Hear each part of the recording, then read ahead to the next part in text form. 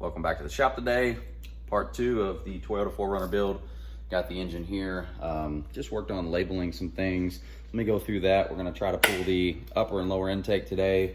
See if we can get these valve covers off and replace these valve cover gaskets. So let's see if we can do it. Keep in mind this process is going to be a little bit, actually quite a bit different for me because this engine's already out of the vehicle, so I won't have to worry about all of those other items. But if you do happen to be doing this outside of your vehicle, this will be the process. If you're in the vehicle, you'll do the same thing. You just have to remove a little bit more bits. So I did label everything, throttle body 1, 2, 3, just where all my lines actually go whenever we hook everything back up. I've got everything disconnected and labeled. I think it's probably a good idea to do that and also take pictures. Everybody's got a smartphone these days, so it's pretty simple to do that. I'm thinking with all of these hoses off, which none of them gave me any troubles, all I used was some needle nose pliers and just squeeze the clips in, pulled the hoses right off. Everything slipped off like it should, nothing busted or no major issues. Now to get this upper intake off here, if I can zoom in. So all of these bolts, you have here, and on around, are 12 millimeters. Now these are Torx, and that Torx actually, checked it out, it's a T40, but the head is a 12 millimeter head, so you should just be able to use a regular 12 millimeter socket and get that done. But I'm thinking once we get all of those done, once we get all of these off, this upper intake should be able to separate, and I'll keep that throttle body attached. So let's see if we can get that on video. Okay, you can use a 1/2 inch ratchet with a 12 millimeter if you want. I'm gonna cheat. I'm gonna use a impact here. These are 12 millimeters.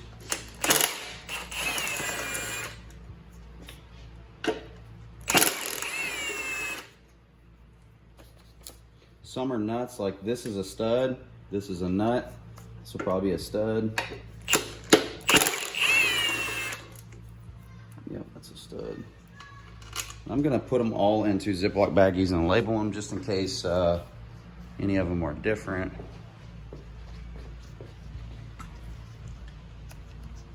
Sorry, get you set up here.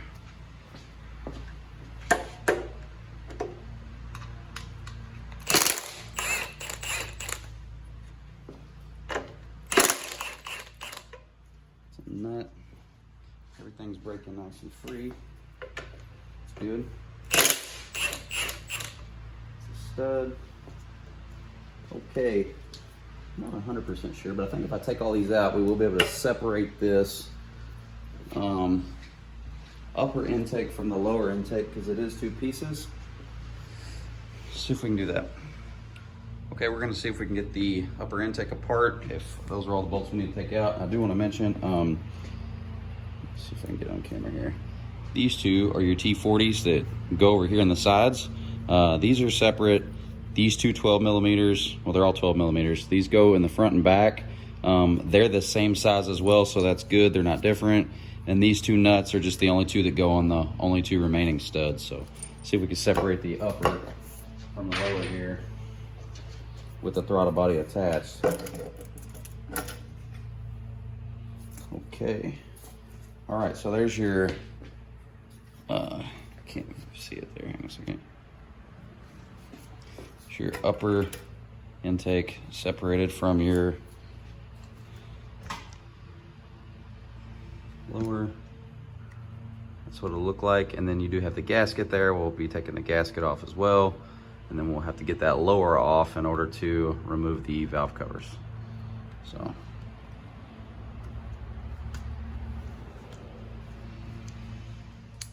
One thing that I like to do is, and I've seen this on several videos, but it's something I've done for a long time as well, is just write your stuff on an index card, especially if you're going to be taking off a bunch of items. It helps you keep track of stuff.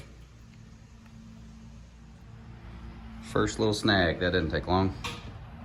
Not a huge deal, I don't think. So this bolt right here, you can't go straight down on it with a socket because you have this fuel line in the way. They have these banjo style bolts on them. So I'm gonna take this off. This is 17 millimeter and 17 millimeter. That should pull that piece out. Now keep in mind, these rails are gonna have fuel in them. yeah, this felt like it was rounding off a little bit. I tried to put a wrench on it and felt like it was rounding off, so I don't want to take a chance in stripping it. So it's probably not the preferred method, but I'm going to pull this bolt off here and see if we can get better access to it. So if you do have to do this, hopefully that you don't, but there is a tiny washer on the back side of that banjo bolt. All I did was undid the one side here, broke this loose, and I was just able to slide it up out of the way. So let's see if we can get a 12 millimeter straight down on that.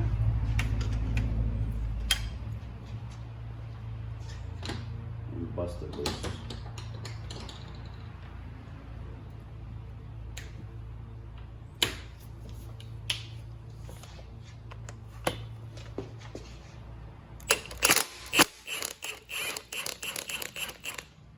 There we go. All right. Whew. I was getting nervous that was going to be stripped. So if you have your upper radiator elbow there off, make sure you don't drop that down in there. Okay, so to get the upper portion off, that was the one that I started with. You're going to have one there. You are going to have to disconnect your wiring, which is not 12 millimeter. Those are 10s. Another bracket here that's 10. This is also a 10. You're going to have to remove, once you remove that bracket, this will all drop down, so you're good there. And then there are several more in here. That's also that T40 style, but they're 12s. So there's another one here. This is a 12 as well. We'll have to remove that. So once we get all that stuff off, we should be able to lift this lower intake off.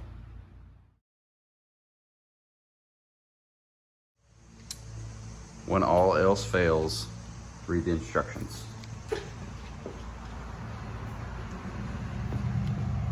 So, in the Chilton manual, actually I can get it right here, this bolt goes straight down, and I believe that's what was holding us up here. I promise I will always document our successes and failures.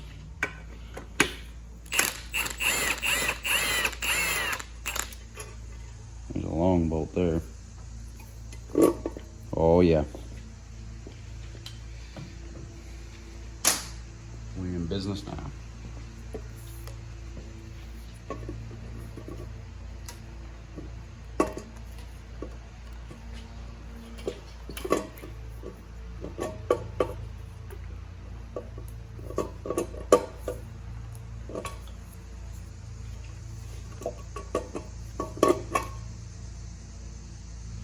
There you go. There's your lower intake removed. So this is, let's see here if I can get it on video. So it looks like once your lower intake is removed,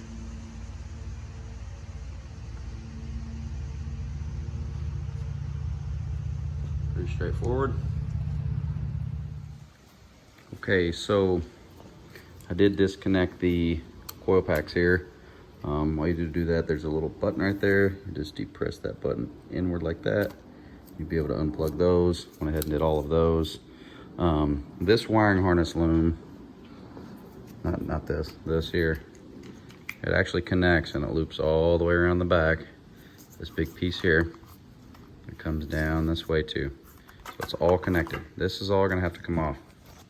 Now, you have to pull this off to even get to these bolts to pull that valve cover off. Now you have to disconnect your injectors. You're gonna have 6 of those. Of course, you're gonna have 3 on each side. I believe there's 8 bolts that hold this valve cover on. Should be probably 10 or 12 millimeter. I'll tell you once I get there, but to take these off, a screwdriver is probably best.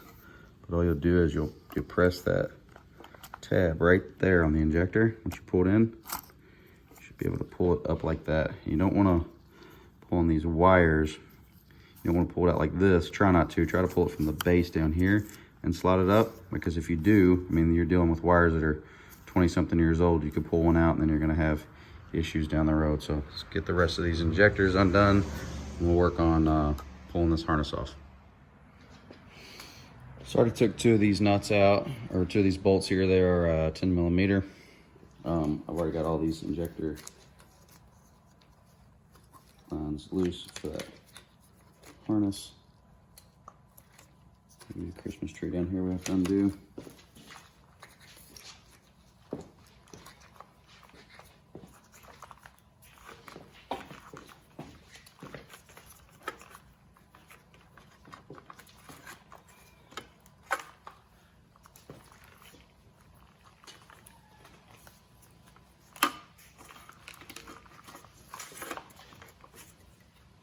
There's a plug back there I want to undo.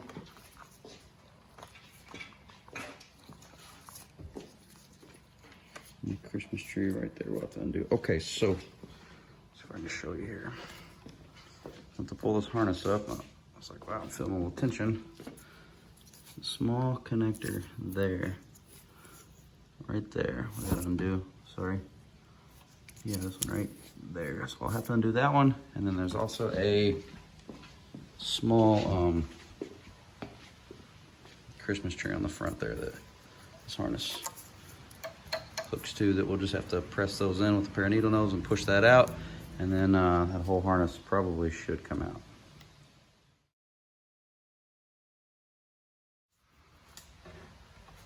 Okay, so let's see if I can show you all here. Did just pull that harness off. Came off relatively easy. Yeah, you guys will notice all the stuff is cut. I'm gonna reuse all the stuff that's on the other engine in the truck, so I just snipped everything off. One of them was frayed, one of them was burnt in half from a torch, so it's not like I'm wasting anything here. Yeah, so that's what it looks like with your engine wiring harness off, and this is what the harness looks like.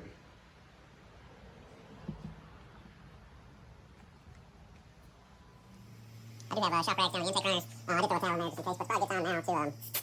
I'm not sure if it's going to blow your ears out on audio. To blow everything out, right? All the dust, debris, and everything from sitting for 20 years or whatever, so.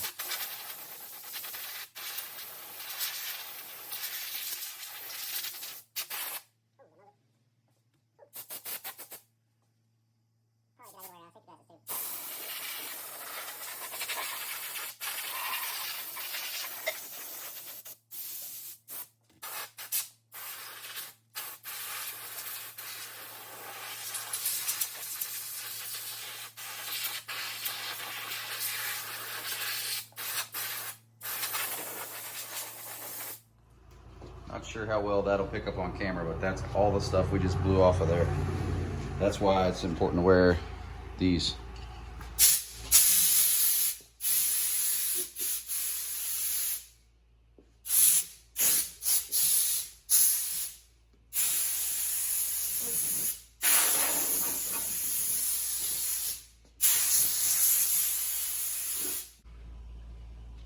Okay, let's see if we can get the driver's side off. All of these are 10 millimeter bolts. I believe there's 8 of them. I'm not even sure if this is necessary, but we're gonna go ahead and take your ports out for our plug wires. Just lay them up there. Not sure if that goes through the neck or not. Nope, I'm gonna keep that on. Okay, so we should just take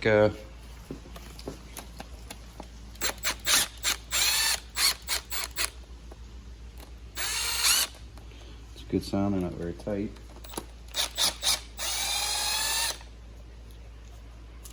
They all appear to be the same size. Yep, they all appear to be the same size. 3, 4, 5, 6, 7, 8. Yep, they're all the same size. So, technically, this thing should come off now.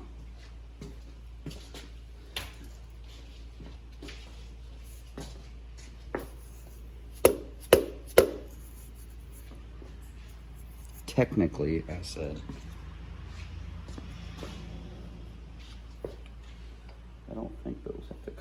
back.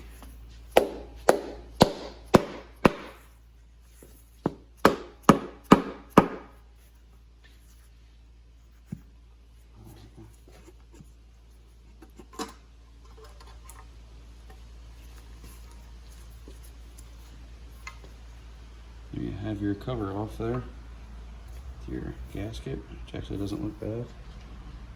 This is my first look inside of this engine here. You guys will know more about this than me, so I don't know if you see anything that looks out of place.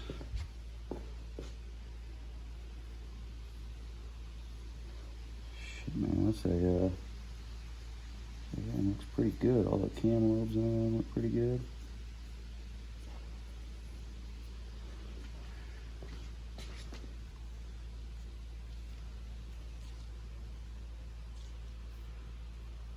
Nice and polished looking. Okay, now for the passenger side.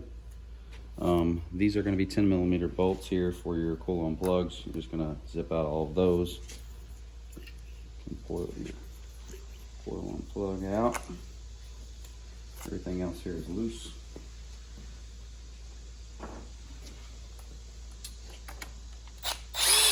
Once again, 10mm bolts.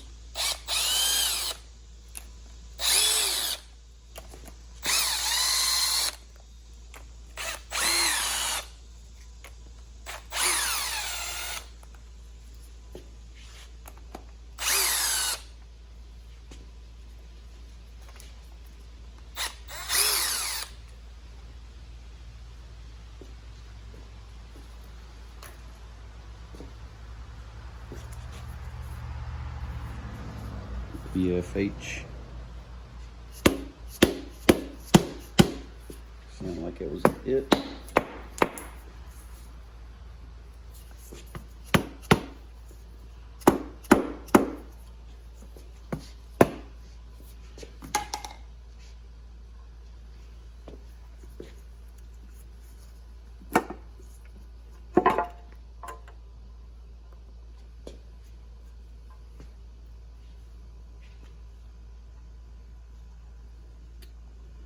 Oh yeah, that's why this so this passenger side was no second, that's up there.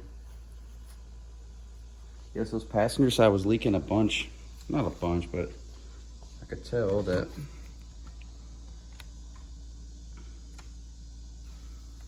up in this area here, all this sludge and stuff up here, it was a lot more on this side than the other side. Check this out. Look at that. And it's been that way for a long time. Oh, it's hard in there. Where the rest of this is soft rubber, this is hard where it's been inside of there and been exposed. So basically that whole thing right there was an open gap, a 1-inch open gap that had been allowing that to go out. I almost doubt that was from the factory. Probably somebody had done this one time before. Guessing. Could be wrong. Something else I was just looking at, it goes right in line with that. You can see very clearly here. See all the sealing surface, how it's nice and shiny, shiny, shiny, shiny. See that 1-inch spot right there is dark? That's where that gap was in that valve cover gasket. You can see it plain as day right there.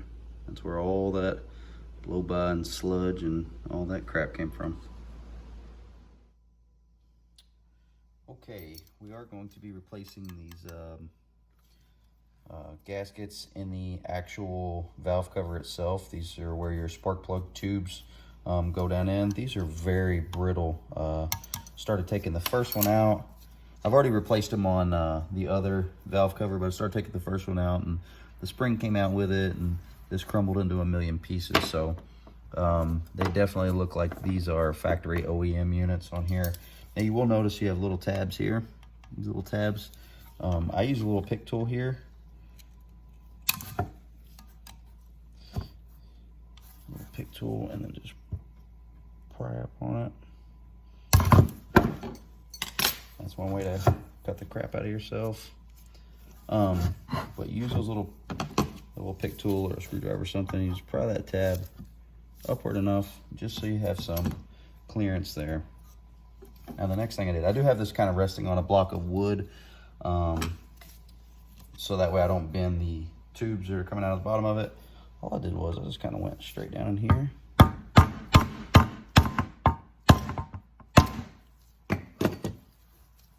And pried, they're metal in there. Actually just went down and pried that up. You can see, oops, where's the camera? Yeah, the whole outside there is metal. And then we'll actually end up cleaning these holes up once we get them all out, and we'll install the new gaskets. Okay, we are going to put the new seals in. I'll walk over here and grab them.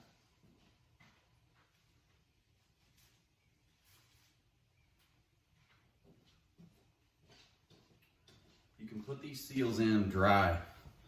You're going to want this ribbed portion here facing upward like that. If you see the orange portion or the spring in there, that's going to face down. So you put these in dry. I was able to get them in pretty far by hand on the other one.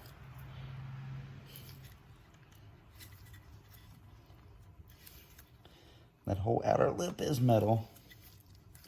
Now, they do recommend you take a 32 millimeter socket. I don't have a 32 millimeter. I have an 1.25 inch that I use, and it worked out pretty well. And when you put these in, you're just gonna want them flush with the top of this valve cover here. You just want them flush all the way around. So I'll just take that. Not a lot of pressure. Work my way around there. I'll put it back here.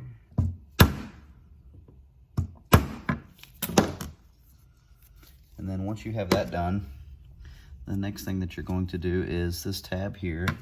Where you can see it a little bit better. This tab here, if you can still see it. I just take a screwdriver. I'm just going to drive that tab back down. It's very soft, so you don't need to pound on it.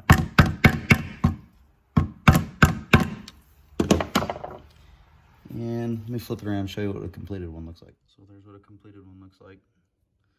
Flush all the way around there with your tab bent back down.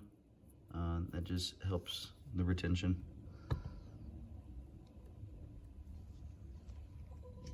Oh, camera dead. Camera fixed. Okay. Something else I'd like to mention, the kit that I bought from Air Cabin Man also did come with these washers here. I don't know if you guys can see that very well, but they're not actually attached to that valve cover.